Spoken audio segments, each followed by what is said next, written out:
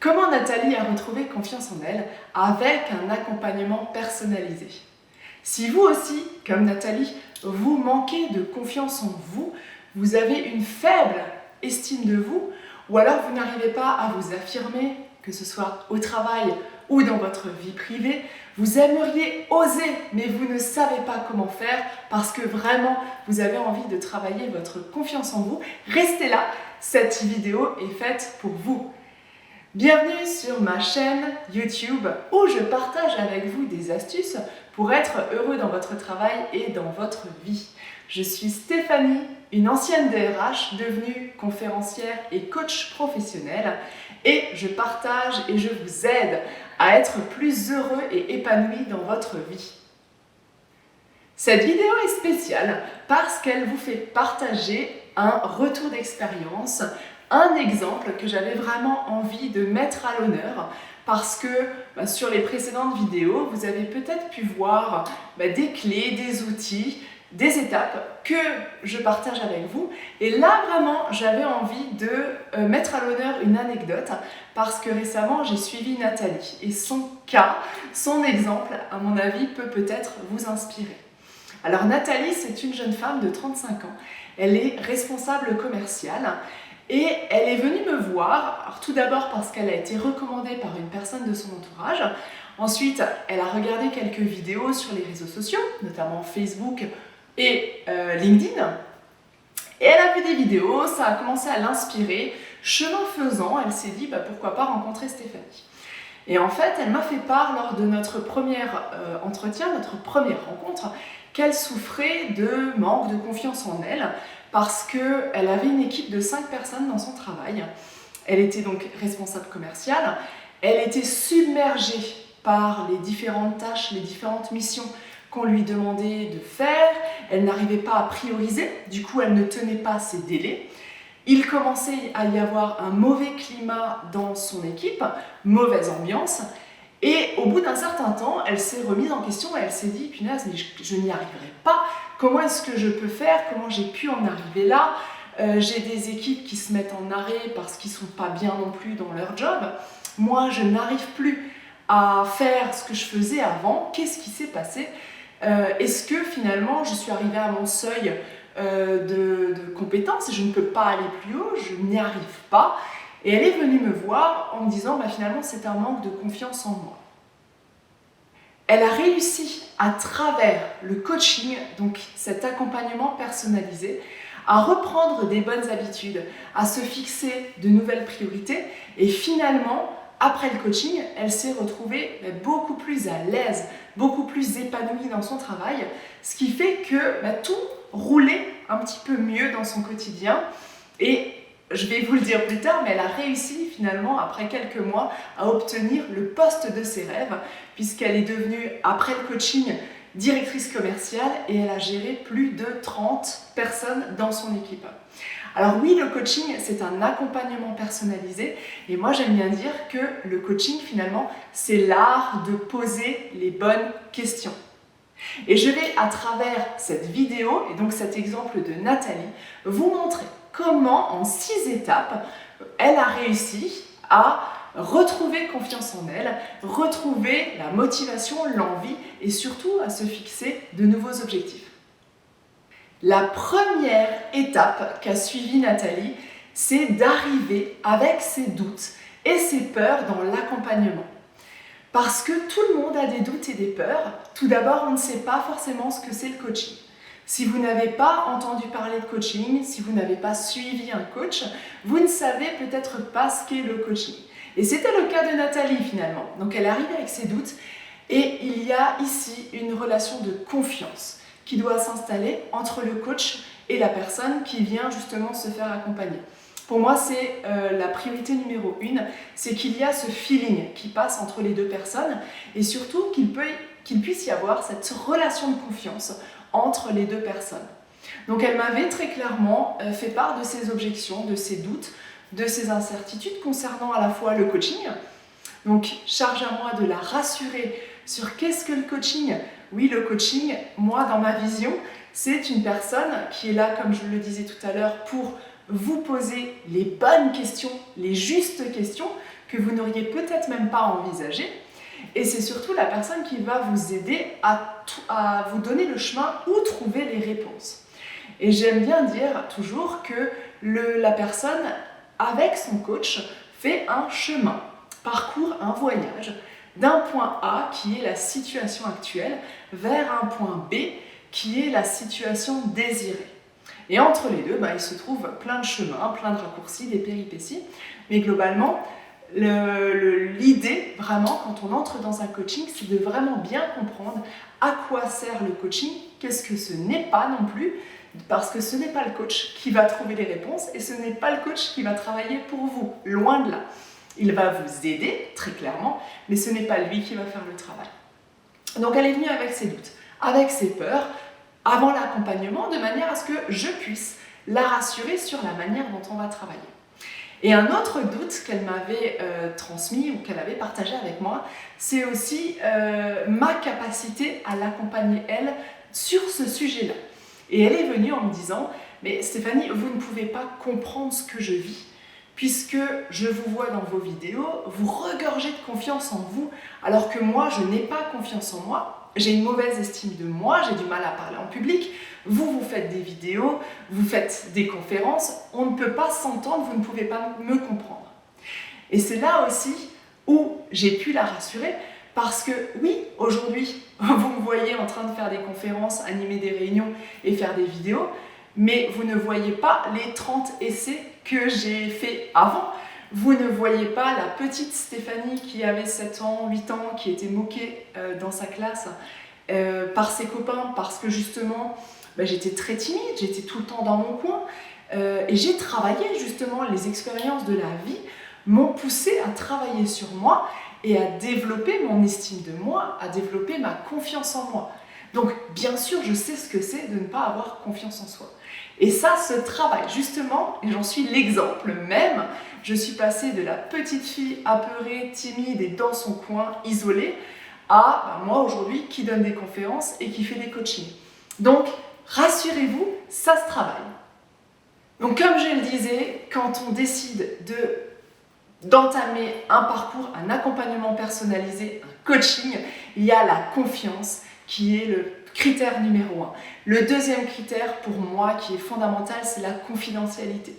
Il faut garder cette confidentialité pour rassurer la personne, parce que nous allons nous dire, toutes les deux personnes, nous allons échanger des informations qui sont confidentielles sur notre vie privée, sur notre vie professionnelle, sur notre entreprise. Et donc la confidentialité est vraiment essentielle dans un coaching. Et enfin, j'ai envie de dire, le troisième prérequis, c'est d'avoir envie de changer. Si vous souhaitez, comme Nathalie, amorcer un accompagnement, fondamentalement, il faut avoir envie de changer. Laissez pas le coach qui changera pour vous, il vous donnera des pistes, mais par contre, l'envie profonde de changer doit venir de vous. La deuxième étape essentielle dans un accompagnement personnalisé, c'est de réaliser un bilan concret et honnête. C'est-à-dire que je vais vous demander, et j'ai demandé à Nathalie, de dresser un bilan de sa vie, de son parcours personnel et professionnel, parce que moi j'aime bien englober le tout, on n'est pas qu'un métier. Donc l'idée, c'est vraiment de reprendre toutes les belles actions, les succès que vous avez pu faire, que vous avez pu avoir lors de vos différentes expériences professionnelles ou extra-professionnelles. Beaucoup de personnes banalisent, sous-estiment tout ce qu'elles font dans des associations, dans leur vie de famille, dans par exemple les sorties scolaires ou d'autres choses. Il y a énormément d'actions, de qualités, de talents que vous développez sans vous en rendre compte. Et c'est ça à quoi sert aussi un coach, c'est de vous mettre le doigt sur ce que vous banalisez, parce que vous trouvez ça tout à fait normal d'être organisé, d'avoir une certaine rigueur. Ça fait partie de votre personnalité, oui, mais c'est tout de même bien de le souligner.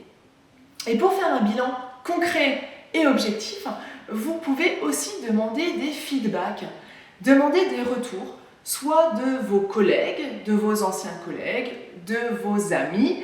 Qu'est-ce qu'ils pensent de votre parcours, qu'est-ce que vous avez fait de marquant, justement pour pouvoir isoler les points de progression et les richesses, les succès que vous avez pu avoir dans votre parcours.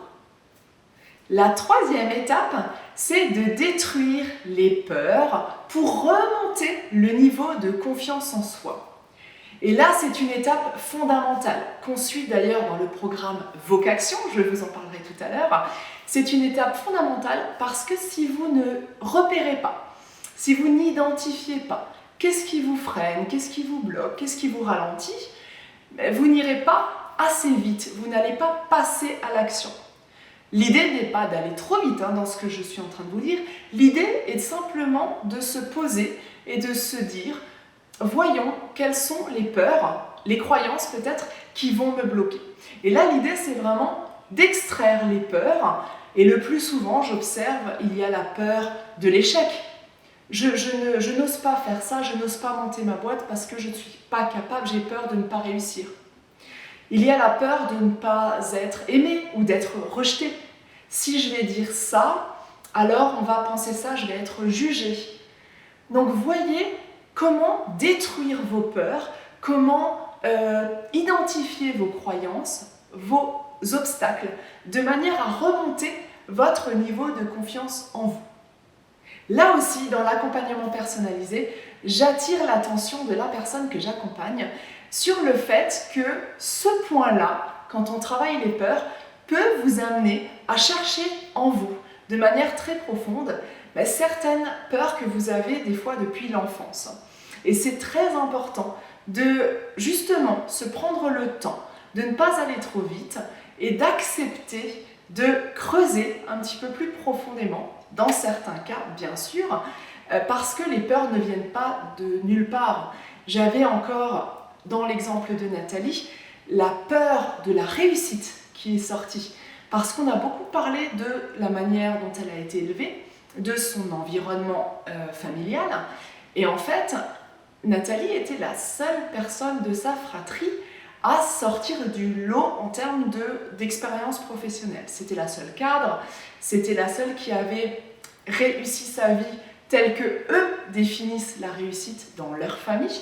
Et donc, elle s'auto-sabotait, elle se limitait volontairement parce qu'elle avait peur d'être rejetée, elle avait peur de réussir trop bien sa vie et donc de créer un écart entre elle et sa famille.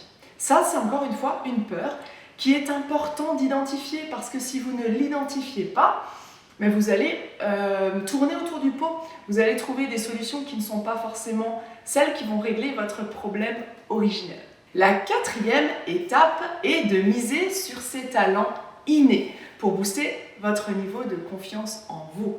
Donc miser sur vos talents, c'est aussi une des parties très fortes du programme Vocation où là je vous demande, par exemple, et c'est ce que Nathalie a fait dans son parcours Vocation, de demander à 30 personnes ces 5 qualités, ces 5 talents, ce qui lui a permis de vraiment valoriser, encore une fois, des qualités qu'elle banalisait. Et donc, en lisant finalement toutes les qualités que ses amis, ses collègues, ses anciens collègues, ses chefs, ses managers ont pu lui donner, elle avait une liste. Et alors déjà, la première satisfaction, c'est de se dire « Waouh, ils pensent tout ça de moi, c'est génial !» Et puis la deuxième, c'est de repérer quelques qualités que vous n'auriez peut-être même pas envisagées. Et là, c'était le cas de Nathalie. Il y a certaines qualités, notamment de management bienveillant, qu'elle n'avait pas forcément mis en avant, qu'elle avait un petit peu minimalisé. Et le fait d'avoir ces retours de ses collègues lui ont permis de se dire « Ah bah ouais, effectivement, il y a 6 personnes qui disent que je suis un manager bienveillant, bah, effectivement, c'est un talent, je vais l'intégrer dans ma réflexion. » Donc le fait de demander à vos amis, collègues, environnement, vos qualités et vos talents, vous permettent d'en découvrir certaines. Et puis soyons honnêtes, quand vous avez un petit coup de mou, ça fait toujours du bien de relire toutes les qualités qu'on vous a attribuées, tous vos talents, parce que d'un coup, ça vous donne un shot d'attitude positive, de bienveillance et surtout de confiance en soi. La 5e étape qu'a suivi Nathalie dans son accompagnement personnalisé, c'est de créer un plan d'action adapté à ses besoins, à ses envies et à ses ambitions. L'idée dans le coaching n'est pas de copier quelqu'un. Au contraire, si vous vous dites telle personne, elle a réussi comme ça, je vais faire comme elle, c'est le meilleur moyen de vous planter. Parce que vous n'avez pas les mêmes expériences de vie, vous n'avez pas les mêmes personnalités, donc vous ne pouvez pas copier quelqu'un. L'idée du coaching, et notamment de mon programme Vocaction que Nathalie a suivi, c'est vraiment de se dire comment est-ce que je peux mettre en avant mes talents pour identifier mes envies, de quoi j'ai besoin et surtout quelles sont mes ambitions. Qu'est-ce que j'ambitionne? Quels sont mes projets, mes rêves à court, moyen, long terme? Qu'est-ce qui me fait vibrer? De quoi j'ai envie? Et c'est en fonction de ça finalement. Ce n'est pas le processus inverse. On a tous connu, ou presque tous connu au collège, voici les métiers qu'on vous propose, choisissez celui qui vous plaît le plus. Non, là on est dans un programme inversé. C'est-à-dire, voilà ce que je sais faire, voilà ce que je veux faire, voilà de quoi j'ai envie. Et ok, en fonction de tous ces critères-là, on va trouver justement le projet qui va correspondre le mieux à vos envies, à vos ambitions et à vos besoins. Et enfin, la 6e étape, c'est d'être présent à chaque étape pour faire avancer le projet. Un coach est là aussi pour vous rassurer, pour vous mettre en avant, pour vous valoriser. Je vous ai parlé tout à l'heure du coach qui vous aide à cheminer, à aller vers votre point B. Oui, mais le coach est aussi la personne de confiance qui est là pour vous rassurer. Vous pouvez aussi lui faire part de vos plus grosses frayeurs, de vos doutes. C'est là où je dis toujours, on a l'autorisation de vider son sac. On peut se permettre, avec son coach, de vider et de se dire, ok, aujourd'hui ça va pas parce qu'il y a ça. Et le coach, il va être à l'écoute. Moi, j'accueille, j'entends, j'écoute l'état d'esprit dans lequel vient la personne, mon partenaire, la personne avec qui je travaille, parce qu'on ne peut pas écarter les émotions. On ne peut pas écarter ce qui s'est passé le matin avant de venir. Ce n'est pas possible. Moi, ça me fait toujours sourire quand on dit au travail, ou quand j'entends au travail, tu fermes la porte et tu laisses tes émotions à la maison. Non, c'est pas possible. Nous sommes un être sensible, doté d'émotions. On ne peut pas venir et laisser ces émotions dans une valise, dans un sac, et on les reprend le soir en partant. Forcément, même si vous essayez de mettre un masque, bien sûr, c'est ce qu'on fait tous, vous allez quand même avoir une attitude ou un état d'esprit qui va vous rappeler, ou qui va dépendre de vos émotions passées, vos émotions de la journée. Donc, même si c'est pour vider son sac, un coach est là justement pour aider la personne à amorcer cette transformation, à amorcer ce changement et voir finalement le côté positif de toutes ces choses-là. Donc comme je vous le disais, la 6e étape, c'est vraiment d'avancer pas à pas, être présent dans chaque étape du projet. Parce que quand on démarre un coaching, on n'est pas là juste au début ou au milieu pour dire voilà, effectivement, tu peux aller dans cette voie-là ou quels sont les bénéfices que tu vas en retirer. On est là aussi pour voir avancer le projet, voir comment la personne se sent. Comment est-ce qu'elle ressent les choses? Est-ce qu'elle est bien dans ses baskets ou pas? Et c'est comme ça qu'on évolue et qu'on avance avec le temps. Voilà, j'ai partagé avec vous les 6 étapes qu'a suivi Nathalie, notamment à travers le programme Vocaction. Et ça lui a permis d'ouvrir des portes, ça lui a permis d'avoir des opportunités, notamment de passer directrice commerciale, de faire x3 ses équipes, de gérer 3 fois plus de personnes dans ses équipes. C'est ce qu'elle voulait et c'est grâce à ce coaching qu'elle a eu beaucoup plus confiance en elle, qu'elle a su aussi comment prioriser les choses de manière à remettre du temps, de l'énergie et donc des priorités, des actions dans ce qui avait du sens pour elle et en fonction de ses ambitions. Je vous rappelle rapidement les 6 étapes. Alors la première étape, c'est d'arriver avec ses doutes et ses peurs dans l'accompagnement. La deuxième étape, c'est de réaliser un bilan concret et honnête. La troisième étape, c'est de détruire les peurs pour remonter le niveau de confiance en soi. La quatrième étape, c'est de miser sur ses talents innés pour booster la confiance en soi. La cinquième étape, c'est de créer un plan d'action en fonction de vos ambitions, besoins et envies. Et enfin, la sixième étape, c'est d'être présent à chaque étape pour faire avancer le projet. D'ailleurs, si vous avez envie de faire un petit jeu, je vous propose un quiz, juste là, le quiz pour évaluer votre niveau de confiance en vous. Ça vous prendra moins d'1 minute, 10 questions, et par mail, vous recevrez des résultats personnalisés en fonction de vos réponses et donc de votre niveau actuel à aujourd'hui, de votre confiance en vous.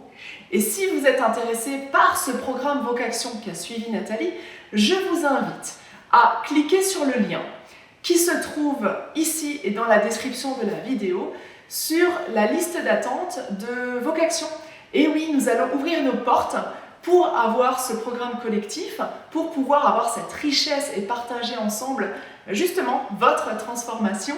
Donc si vous avez envie de connaître les dates d'ouverture de ce programme Vocaction, cliquez sur ce lien, inscrivez-vous sur la liste d'attente et vous recevrez toutes les infos. Si vous avez aimé cette vidéo, je vous invite vraiment à la partager. Partager à des collègues, des amis, aux personnes qui peuvent en avoir besoin. C'est une ressource gratuite, vous en avez profité et je vous en remercie. Pensez à commenter si vous avez envie d'apporter un témoignage, d'apporter une réflexion ou simplement de commenter sur une des étapes qui a été décrite. J'adore lire vos commentaires, j'y réponds et surtout c'est ce qui fait vivre cette communauté. Donc je vous invite vraiment à liker, commenter, partager.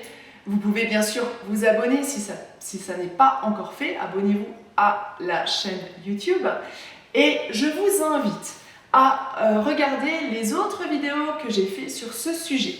La première s'appelle 5 minutes pour avoir confiance en soi. Ensuite, vous retrouverez comment s'affirmer au travail.